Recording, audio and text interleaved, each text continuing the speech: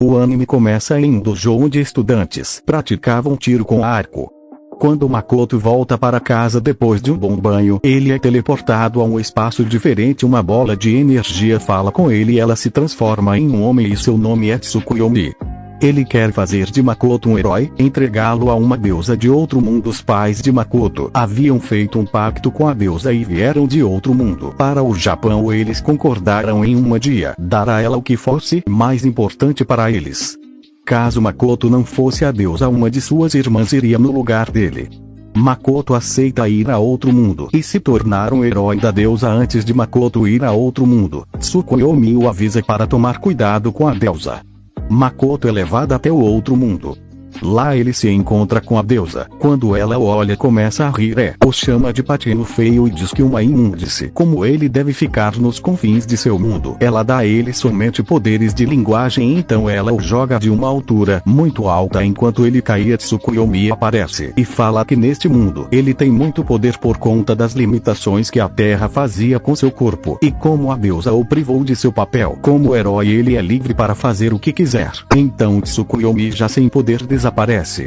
Makoto, já naquele mundo, ele anda durante 3 dias e não encontra a vida ou comida. Ele ouve uma voz pedindo por ajuda. Ele corre até essa voz e encontra uma espécie de cachorro de 2 cabeças e uma orca. Um monstro tentou atacar, porém Makoto é muito veloz e esquiva de todos os ataques e dá um ataque fatal no monstro, que acabou perfurando-o ao meio. Ele e a orc se assustam com sua força sobre-humana. Por Makoto ter ganhado a habilidade de falar qualquer idioma, ele consegue falar com a orc. Seu nome é Emma. Ela disse que estava indo à montanha para se oferecer de sacrifício para Shen. Em sua aldeia tem um nevoeiro, impede que as plantações cresçam, e sempre que o sacrifício é feito, o nevoeiro diminui, permitindo a agricultura. Em sua vila, Makoto: eu tô sentindo o cheiro doce da orc. Sente vontade em ajudá-la?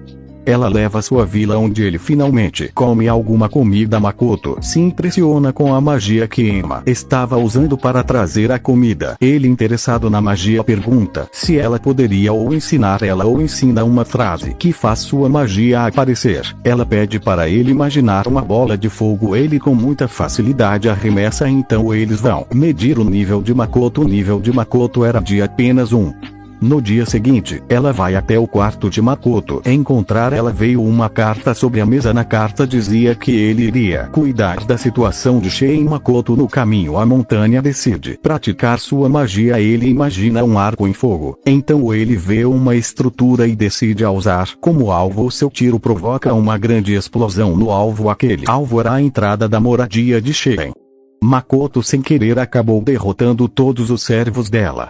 Uma névoa vermelha começa a envolver. Logo ele se depara com um dragão em sua frente. O dragão começa a o atacar. Ele consegue usar o poder que recebeu de Tsukuyomi para se defender. Ele começa a dar vários golpes no dragão. O dragão usa um feitiço de ilusão contra Makoto. Na ilusão, ele está no dojo e acaba recebendo uma declaração de amor da garota, na qual ele gosta.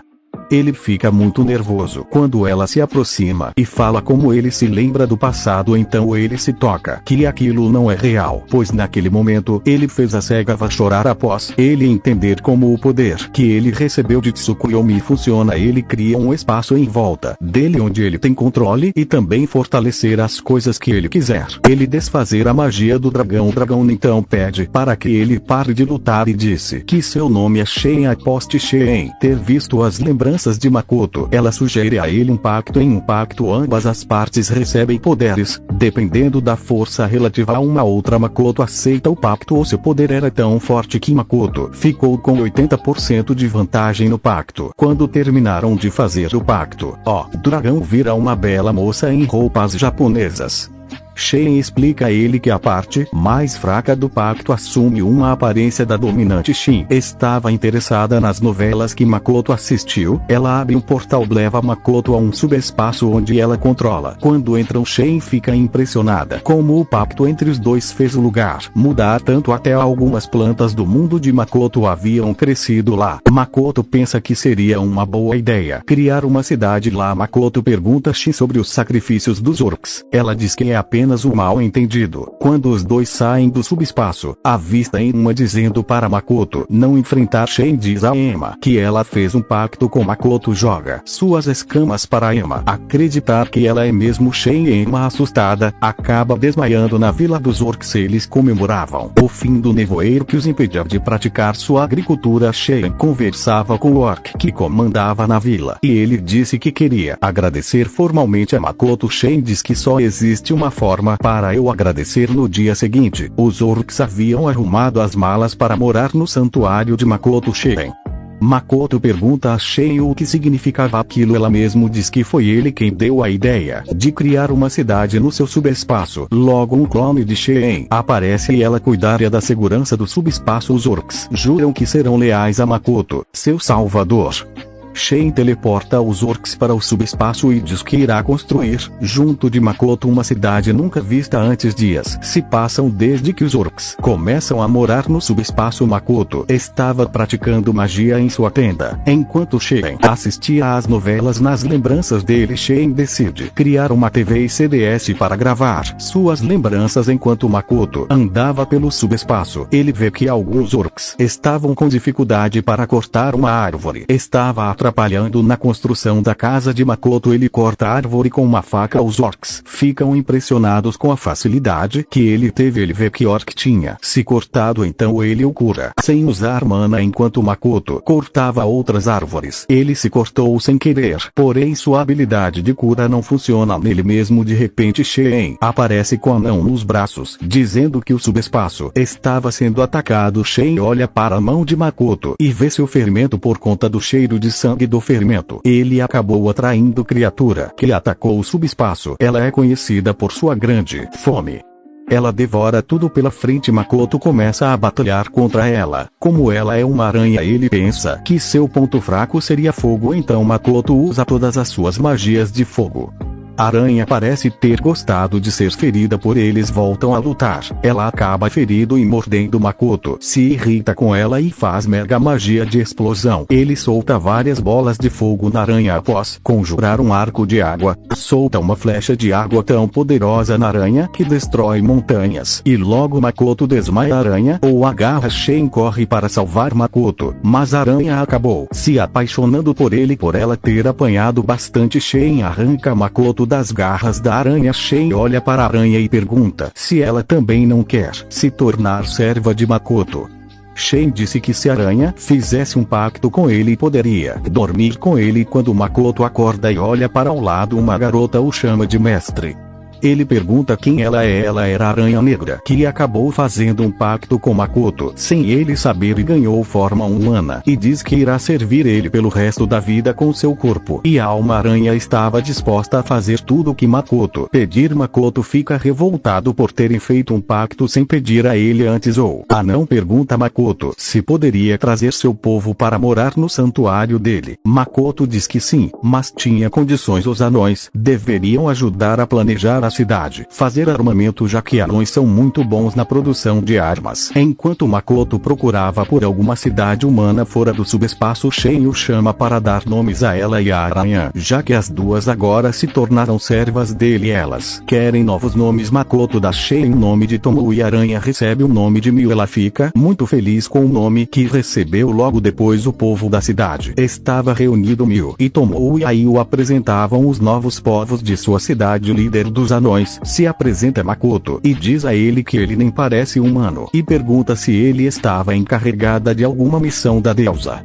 Makoto, revoltado, disse que nunca aceitaria uma missão daquela coisa. Mio e Tomoe apresenta os seus clãs, Tomoe dos Largados e Mio das Aranhas. Makoto diz a elas que vai atrás de uma cidade com humanos. Quando ele estava próximo a uma cidade, ele vê uma humana. Ele chega perto dela e ela se assusta e acaba correndo dele.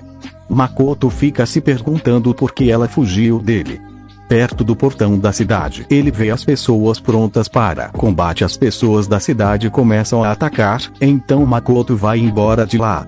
No subespaço, Makoto estava deprimido. As garotas vão consolar e dizem a ele que o real motivo das pessoas terem medo dele é sua enorme magia até distorcer a área ao seu redor. Diz Makoto que é possível suprimir a magia a seu redor. Makoto decide que irá arrumar uma forma onde os humanos não o veem como um monstro. Durante um mês ele estuda tudo sobre a linguagem universal, porém, sua pronúncia era horrível. Ninguém consegue entender o que ele fala. Um anão muito habilidoso dá um anel para suprimir sua magia com uma máscara.